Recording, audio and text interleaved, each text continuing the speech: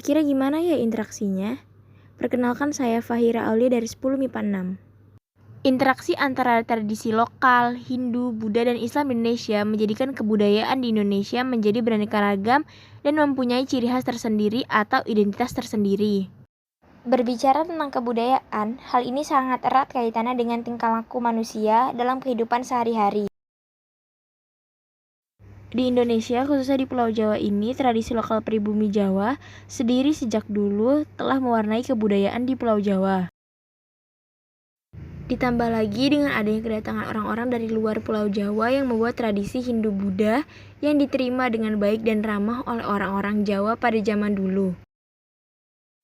Dan setelah berlangsung cukup lama, datanglah tradisi Islam yang dibawa oleh pedagang Gujarat yang kebanyakan dari daerah Timur Tengah. Beberapa contoh tradisi daerah yang merupakan perpaduan dari unsur lokal, Hindu, Buddha, dan Islam di Indonesia.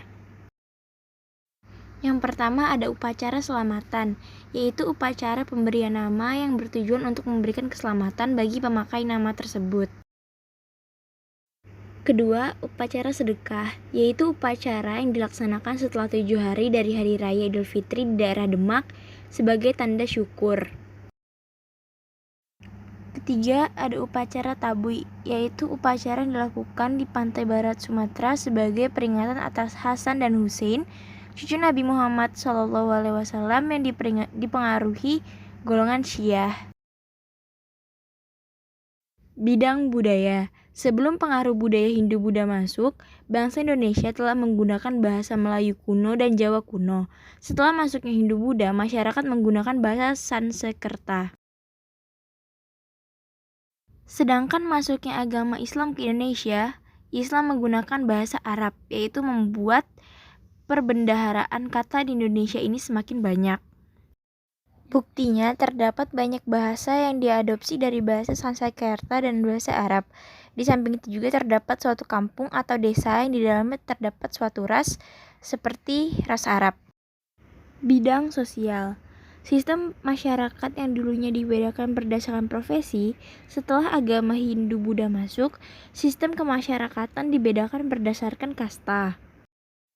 Tetapi dengan masuknya agama Islam, sistem kasta mulai menghilang, meskipun masih bisa kita jumpai pada masyarakat tertentu.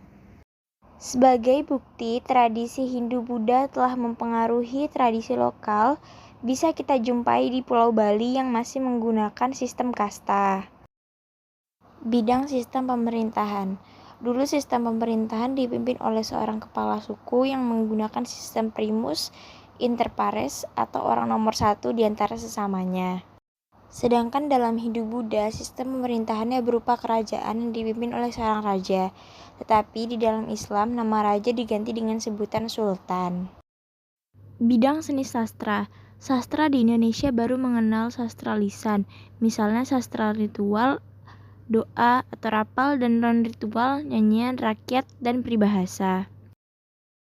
Setelah datangnya Hindu-Buddha, Indonesia mengenal sastra tembang dan irama kidung.